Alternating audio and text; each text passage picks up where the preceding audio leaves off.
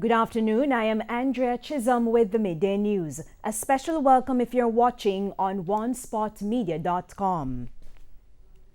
Double sprint world record holder Usain Bolt says he is still awaiting official confirmation from the health ministry that he has tested positive for COVID-19. In a video response to TVJ Sports, Bolt said he did the test on Saturday in preparation for a business trip and he's not showing any symptoms. Bolt's response to reports that he's positive came within 48 hours after the 8-time Olympic gold medalist attended his surprise party to celebrate his 34th birthday at the Football Factory off Shortwood Road in St. Andrew. There's increasing worry among Jamaicans following double-digit increases in COVID-19 cases. The Health Ministry is, however, urging citizens not to panic. Usain Masters reports. Over 23.4 million cases of the coronavirus globally. The United States has over 5.7 million, followed by Brazil with 3.6 million cases. Now Jamaica sits at 141 based on the number of cases in the island. However, that's not sitting well with many who have taken to social media, blasting the government for reopening its borders too soon. Speaking at a COVID press briefing last night, Health Minister Dr. Christopher Tufton sought to reassure the public. Over the past few days, the public would have seen an uptick, some may describe a surge in the number of COVID cases. We have had discussions around that. The Honorable Prime Minister has had his press brief and has given new restrictions around that uptick or surge. That was little to no relief to what was to come next from the Health Minister, the announcement of the single largest jump in one day. So today, the August 23rd, 2020, the past 24 hours, the country has recorded 116 new samples that have tested positive for COVID-19. That's in the last 24 hours.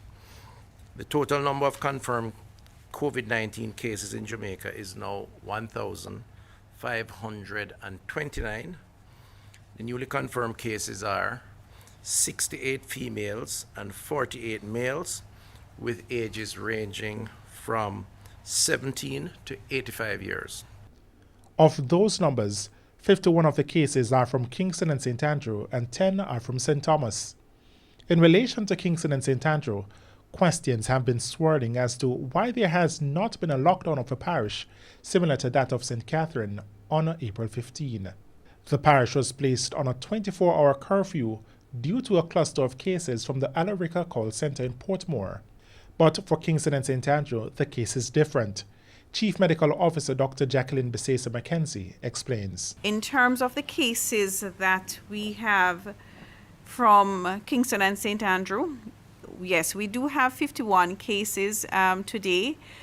The team is really at this point in time doing the investigations to find out exactly where these cases are from and if they are linked to any confirmed cases, and to identify which of these cases are part of surveillances that we have done, or in terms of community surveillances around confirmed cases, or whether or not they are identified through respiratory surveillance. She's therefore calling for a level of patience from the public so that the necessary work can be done.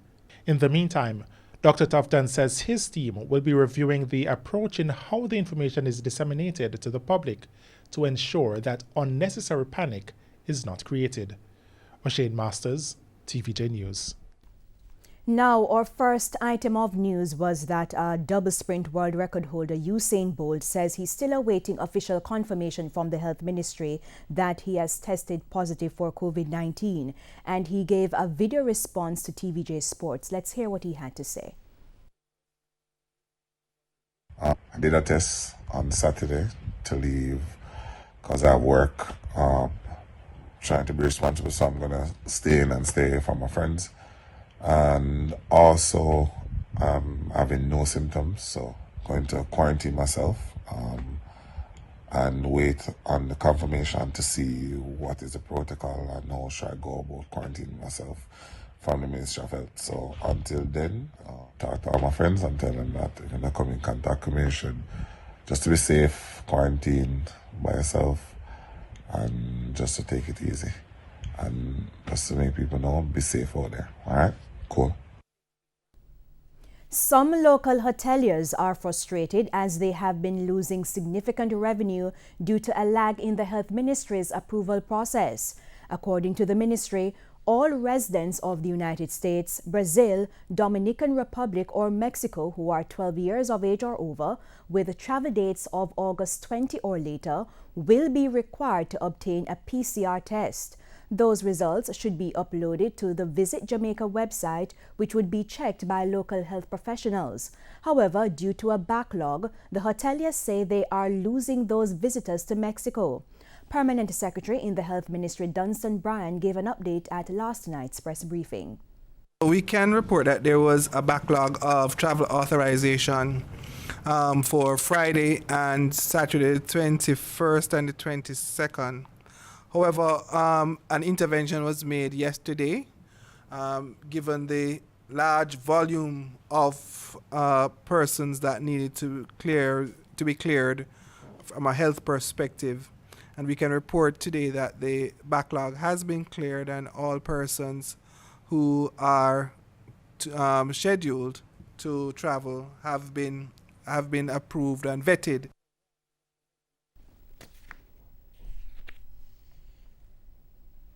And the Cabinet is today expected to discuss issues relating to attractions along the resilient corridor on the North Coast.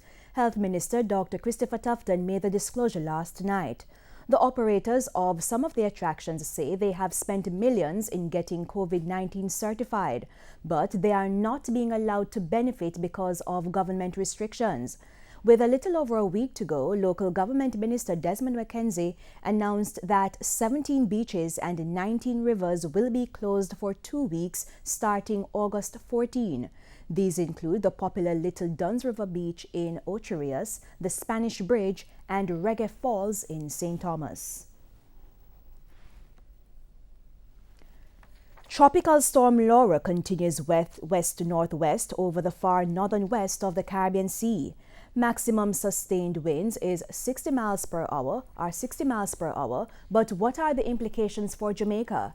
Chief Meteorologist Romaine Robinson provided an update. Showers and thunderstorms are affecting some sections of the east, and we expect them to continue into this afternoon. We also have that flash flood warning that stays in effect for all parishes. The cloudy conditions are expected for most of today, and showers and thunderstorms should be isolated across western parishes going into this evening, but by tonight, going into tomorrow morning, we're expected to have more favorable conditions. Laura is currently across Cuba and moving towards the west-northwest. We expect it to be over the western portion of Cuba sometime in the afternoon tomorrow and moving into the Gulf by tomorrow night. The National Works Agency is working to clear several roadways across the island which were blocked by heavy rains associated with Tropical Storm Laura. NWA Communication Manager Stephen Shaw says teams were dispatched in Clarendon, St. Andrew, St. Thomas and St. Catherine, where there were reports of damage to roadways. He says a team is working to reopen the roadway from the James Hill to Trout Hall Road in Clarendon, which was blocked by a landslide. In Trelawney, we have a blockage along the road between Waitabit and Litchfield in the vicinity of Woodgrove. There is a downed JPSCO power line, and that is straight across the road, blocking it. And so persons now have had to be rerouted along the parochial road by Woodgrove.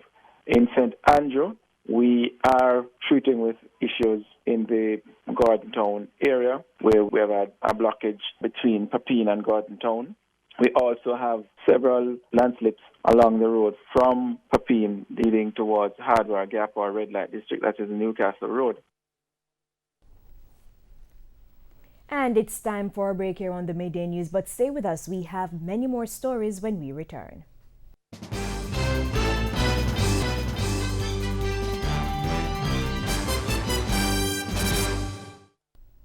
Welcome back, and we're continuing the news.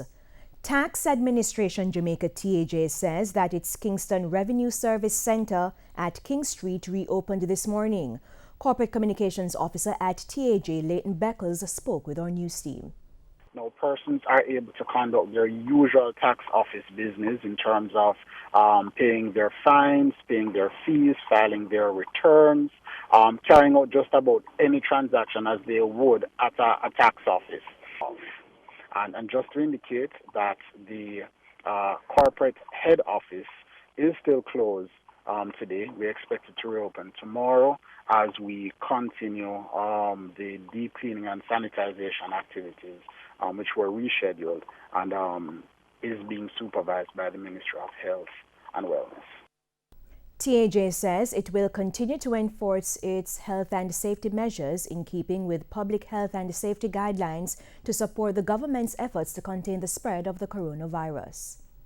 We continue to encourage our taxpayers to exercise, observe the rule of social distancing, to wear a mask when getting into tax offices. There is hand sanitization that continues to take place throughout our operations. The Customer Service Office at the Jamaica Public Service in Morant Bay, St. Thomas has been closed following a positive COVID-19 test. Head of Communications at the JPS, Winsome Callum, said although the affected employee has been working from home, it has temporarily closed the office for deep cleaning and sanitization. She said employees who might have been exposed to the employee will be tested for COVID-19.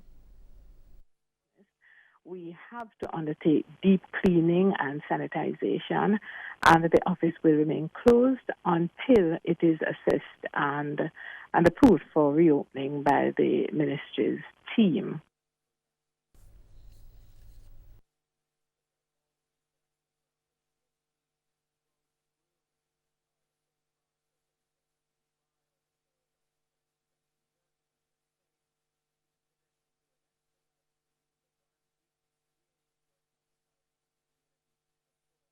But out of an abundance of caution, we are ensuring that we test the other team members, and that is being done today. And we are ensuring that the entire office space is deep cleaned and sanitized. Vice President for the People's National Party PNP, Damian Crawford, says the polls will change going into the general election. Last week, the polls showed PNP at 16 percentage points behind the JLP. But speaking this morning on TVJ's Smile Jamaica program, Mr. Crawford said the polls were done before the release of the party's manifesto. The PNP's manifesto was released last Thursday. Mr. Crawford said now that Jamaicans are aware of the party's plan, he is optimistic that it will convince Jamaicans to vote for the PNP on September 3. He also said since the JLP is failing at managing the spread of COVID-19 and is campaigning without government resources, the PNP is at an advantage. Now that each member of parliament is no longer a member of parliament and we're on the same platform, and also that the luck of the Jamaica Labour Party in managing COVID has been shown up to be a lot more than efficiency, I believe that the polls will change coming down the furlong straight. So as you know, as a sportsman, when we take the horse out of the mud and start riding him with the right hand stick, it's going to be a full speed coming down the furlong straight. Mr. Crawford said the PNP deliberately held back its plans until the general election was called. He explained that move was to prevent the JLP from stealing the party's ideas. The JLP has not yet released their manifesto, but Mr. Crawford said now that the PNP's plans are public, the JLP will soon release theirs. Sometimes when a good idea, a popular idea, is taken by the opposition or the other side who don't believe in the idea but believes in the popularity of it, it is bastardized and implemented in a negative way. And so we retained until the election was called. What must be noted is that the party that called the election has not had a manifesto. The party that is responding to the call of the election has a manifesto already and has put that manifesto out. In fact, one senior member of the JLP suggested about a week ago that they were not doing a manifesto, they were continuing what they were doing. Since I was started to create waves within the community and the society, they have been busy trying to type a manifesto, and I understand it will be coming out today. And the opposition is again taking the government to task over its handling of the country's affairs. Shamala Pullen reports. Despite good grades for the government in recent polls, including the RJR Gleaner Group Don Anderson polls, the opposition says the Andrew Holness-led government is a failure. Speaking at a St. Andrew West rural meeting last night, PNP President Dr. Peter Phillips launched a scathing criticism over the handling of the country's affairs, from crime to the economy. Every major challenge that this government has faced since 2016, they have failed at it. Crime. Them promise never sleep with door and window open. Instead, the reality is that more than 1,000 young people have died in the 4 years after 2016 as compared with the 4 years before 2015. Dr. Phillips says the economy in December saw 0% growth to negative 2% at the end of March. And then them start talking about 5 and 4. And when you test it out, instead of 5 and 4 or 2 and 3 or anything like that, the economy start drifting to reverse. They are telling us that is coronavirus, but they don't have nothing to do with coronavirus. He also blasted the government for what he says is the unfair treatment being meted out to the small man based on the COVID-19 restrictions. So when the restaurant can get to home late, the pan chicken man, they will tell him come off of the road. When the big dance can keep on the grill, but the round robin promoter is told them can't put on the dance. Life has become impossible under this Jamaica Labour Party government for the ordinary people of Jamaica. Shamala Pullen, TVJ News. Global Jamaican Diaspora Council representatives are advocating for the political interest of Jamaicans living overseas. Council representatives in charge of 13 southern states, Dr. Alan Cunningham, wants the government to establish a system that could allow Jamaicans living abroad to participate in the general election. He says a lot of Jamaicans overseas would want to participate but cannot afford to do so, especially during the COVID-19 pandemic. Dr. Cunningham was speaking this morning on TVJ's Smile Jamaica program. They are more concerned with the level of corruption, the level of crime as it relates to economic progress. And so they believe that they could skew the direction just a little bit, just to make sure that we are being transparent and accountable for their actions, the leaders are. So they are more concerned with having a voice, certainly, and therefore they are trying to get a way so that the next election they are able to vote. Bear in mind that they are not able to travel, especially during this pandemic. It's very difficult and it's costly to come to Jamaica to vote. So if the government of Jamaica, in association with the consulates across the world, could set up this system where diasporans are allowed to vote, I think it will make a difference. And in sports, athletes competing at any level, their main objectives are to claim victory, especially on the international stage or on home soil. But even while we celebrate their performances, many struggle with personal health issues. Trishana McGowan tells us more. Athletes require strong mental health and fortitude in both competition as well as the preparation phase. Many Jamaican athletes suffer from anxiety and depression, but due to the fear of backlash, they sit in silence. In team setups, there are players suffering from these overwhelming feelings, and the Reggae Boys captain Andre Blake says it is even more mentally challenging when they fall below expectations and heavily criticized. We share the same pain. You know, and I can guarantee them that we will never go out there with the intention to play bad or to not give them the best product possible, you know, to entertain them. But sometimes they just have to be patient with us and be less harsh, you know. I mean, sometimes to be honest, we in the stadium and you know, we have to be wondering, are we home or are we away? and it can have a negative impact on the team, or not can, it has a negative impact on the team. Psychiatrist Dr. Agri Irons reiterated the need for associations and team management to be selective when choosing team captains. So we're very careful when we assign team captains over the years. If you reflect on our various Olympic captains and carriers of the flag, you will see that in every event, in every instance really, it has been a very strong team person who can have that kind of effect on the rest of the team, especially in times of trial and disappointment.